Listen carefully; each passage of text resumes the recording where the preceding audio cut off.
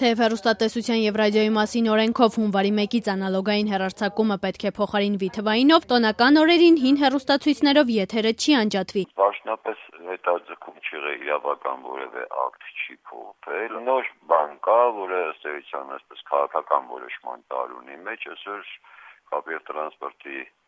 նախարարի առաջ տեղակալ պարոն Արաքելյանը հավաստիացրել է, որ տոնական օրերին անջատում չի լինելու։ Երևանում թվային հեռարձակման ազդանշանն առայժմ փորձնական է, համապատասխան կցորդ սարք ունեցողներն այն արդեն կարող են ընդունել, սակայն քչերը դեռ ունեն նման հնարավորություն։ Տրանսպորտի եւ կապի նախարար Գագիկ Բեգլարյանը դեռ նոյեմբերին հայտարարել էր, որ շուրջ 100,000 անապահով ընտանիք $25-80 արժողությամբ սարքերն անվճար է ստանալու։ Երեք կառավարությունը սակայն որոշում ընդունեց, որով պարզվեց դրա կեսը մոտ 50,000 ընտանիք է անվճար սարք ստանալու։ Մենք ֆիքսել ենք թվականը։ Չի ավելանում փաստորեն։ Չի ավելանում։ Մենք 48,733 ընտանիքների հարց է լուծում։ Այո։ Դեռ հստակ չէ, թե անապահով ընտանիքներին կցորդ սարքերը երբ են բաժանվելու։ Հեռուստատեսային եւ ռադիոհաղորդիչ ցանց ընկերության տնօրեն Ամալյանի խոսքով անալոգային հեռարձակումը կանջատվի այն տարածքներում, որտեղ սարքերն արդեն բաժանված կլինեն։ Գրիգոր Ամալյանին հարցրեցինք, արդյոք ժամկետների անընդհատ երկարաձգումը օրենքի խախտում չէ։ Հաշվի առնելով մի շարք խնդիրներ մեր երկրի սոցիալ-տնտեսական առանձնահատկությունները կայացվեց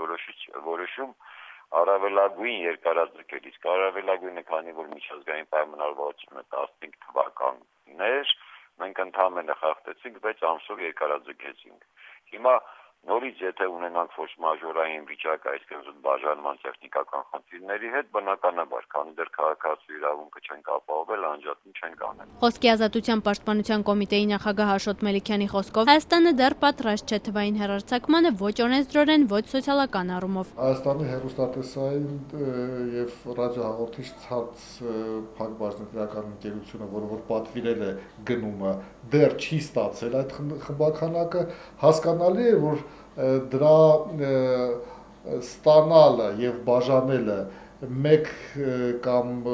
օրվա կամ մեկ շաբաթվա կամ մեկ ամսվա նույնիսկ գործ չի։ Աշոտ Մելիքյանի խոսքով խնդիր ստեղծվեց նաև թվային հեռարձակման արտոնագիր չստացած մարզային հեռուստաընկերությունների համար։ Ազգային ժողովի արտահերթ նիստում նախորդ շաբաթ ընդունվեց հեռուստատեսության եւ ռադիոյի մասին օրենքում փոփոխություններ կատարելու մասին նախագիծը, որով ընկերությունները դեռ կշարունակեն գործել անալոգային հեռարձակմամբ։ Երկու կարգի հեռուստատեսություններ պետք է գործեն մարզերում։ Մարզայինները, որոնք որ ստացել են լիցենզիա 2010 թվականին եւ գործելու են թվային համակարգում, եւ այլ մարզայիններ, որոնք որ մարզի տարածքը չեն ընդգրկելու, լինելու են քաղաքի մասշտաբով, ինչ որ տարածքի մասշտաբով եւ գործելու են անալոգային ռեժիմով։ Սա մենք ոնց ենք գնահատում։ Մենք համարում ենք, որ պետությունը չուզեցավ ինքը վերցնի եւ փակի որևէ հեռուստաընկերություն, բայց անհավասար պայմաններ ստեղծեց եւ այդ անհավասար պայմաններում ելի վտանգ կա։ Լրագրողական հասարակական կազմակերպությունները ոլորտը կանոնակարգող օրենսդրական առաջարկությունների իրենց փաթեթն են ներկայացրել խորհրդարան։ Այդ առաջարկները մինչ այժմ որևէ լուրջ արձագանք չեն ստացել, ասաց Մելիքյանը։